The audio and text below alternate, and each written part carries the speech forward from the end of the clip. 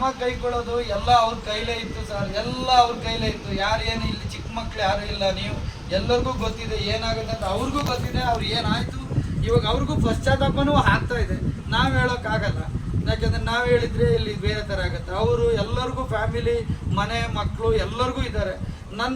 ನನಗೆ ಇಡೀ ಕುಟುಂಬ, ನಾನು ಮುನ್ರಾಜು ಅವರು ಇಲ್ಲಿ MLA ಆಗಿದ್ದಾರೆ, ನಾನು ಕೂಡ ಹಿಂದೆ MLA ಆಗಿದ್ದೆ. ಎಂದೂ ಕೂಡ ಅವರಾಯಿತು, ಅವ್ರ ಕೆಲಸ ಆಯಿತು. ಅವ್ರ ಫರ್ಮಲ್ಲಿ ಸುಮಾರು 30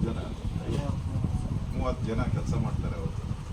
ಅವರೇನು 30 ಜನಕ್ಕೆ ಅನ್ನ ಕೊಡುವಂಥ ಒಂದು ಶಕ್ತಿಯನ್ನು ಭಗವಂತ ಕೊಟ್ಟಿದ್ದಾರೆ. ಸ್ವಂತ ಸಾಮರ್ಥ್ಯದ ಮೇಲೆ ಬೇಲೂರು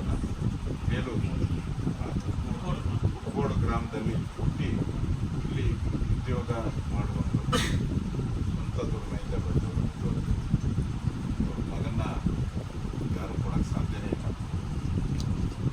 ಅವರು ಇಷ್ಟೇ ಅವ್ರು ಕೇಳ್ತಾ ಇರೋದು. ಈ ಕ್ರಿಕೆಟ್ ಏನು ಸೆಲೆಬ್ರೇಷನ್ ಇದ್ದು ಇನ್ನೊಂದು 2 ದಿನ ಮುಂದೆ ಹಾಕಿದರೆ ಏನು ಅಂತ ಇಲ್ಲ, ಅಥವಾ ಅಲ್ಲಿ ಬಂದೋಬಸ್ತ್ ವ್ಯವಸ್ಥೆ ಇರ್ಬೋದು, ಆ್ಯಂಬುಲೆನ್ಸ್ ಇರ್ಬೋದು, ಡಾಕ್ಟರ್ಸ್ ಇರ್ಬೋದು, ಇವೆಲ್ಲ ಸರಿಯಾಗಿ ಮಾಡಿದರೆ ನನ್ನ ಮಗ ನನಗೆ ಸಿಗ್ತಾ ಇದ್ದ. ಅದು ಇದು ಅವರ ಒಬ್ಬರದಲ್ಲ, ಇಡೀ ಎಲ್ಲ ಕುಟುಂಬ, 11 ಕುಟುಂಬನೂ ಕೂಡ. ನಾನು ಆಸ್ಪತ್ರೆಗೆ ಹೋದಾಗ ನಾನು ಕೂತು ಅವರೇ ಹೇಳ್ತಾ ಇದ್ರು, ಆಸ್ಪತ್ರೆಗೆ ಹೋದಾಗ ಕೂತು ಎಲ್ಲ ಏನು ಹಾಸ್ಪಿಟಲ್ ಡಾಕ್ಟರ್ಸ್ ಇರ್ಬೋದು, ಪೊಲೀಸ್ ಕೋರ್ಟ್ ಇರ್ಬೋದು, ಇದೆಲ್ಲ ಕೂತು ಅಲ್ಲೇ ಸುಮಾರು 1 ಗಂಟೆಗಳ ಕಾಲ ನಾನು ಕೂತಿದ್ದೆ.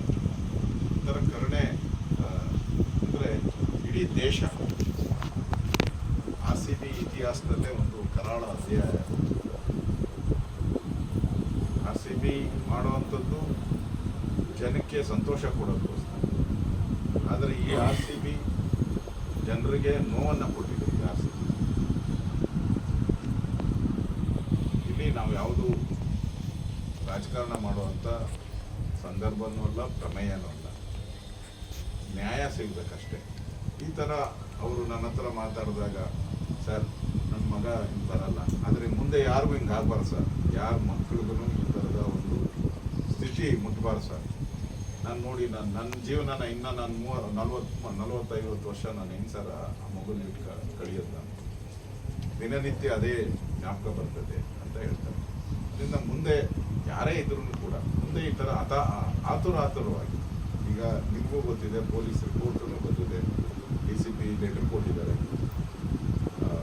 ಸರ್ಕಾರದ ಅಧಿಕಾರಿಗಳು ಮಾಡಬಾರ್ದು ಅಂತ ಹೇಳಿದ್ದಾರೆ.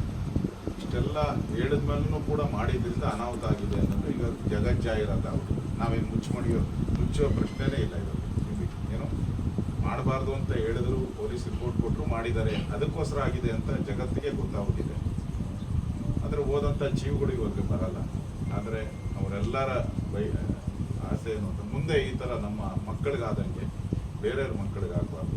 ಇದೊಂದು ಪಾಠ ಆಗಲಿ, ಆ ದೃಷ್ಟಿಯಿಂದ ಸರಿಯಾದಂಥ ತನಿಖೆ ಆಗಬೇಕು, ನ್ಯಾಯ ಸಿಗಬೇಕು ನಮ್ಮ ದೃಷ್ಟಿಯಿಂದ ಬಂದಿದ್ದಾರೆ. ನಾವು ಕೂಡ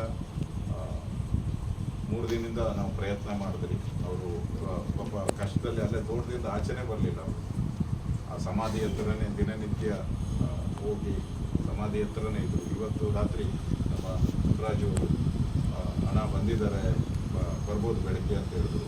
ನಾನು ಸುರೇಶ್ ಅವ್ರಿಗೆ ಫೋನ್ ಮಾಡಿದೆ, ನಾರಾಯಣ ಸ್ವಾಮಿ ಫೋನ್ ಮಾಡಿ ಹೋಗಿ ನಮ್ಮನೆ ಹತ್ರನೇ ಇದು 2-3 ಕಿಲೋಮೀಟರ್ ದೂರದಲ್ಲಿ ಅದಕ್ಕೆ ಭೇಟಿ ಮಾಡಿ ಅವ್ರಿಗೊಂದು ಸಾಂತ್ವನ.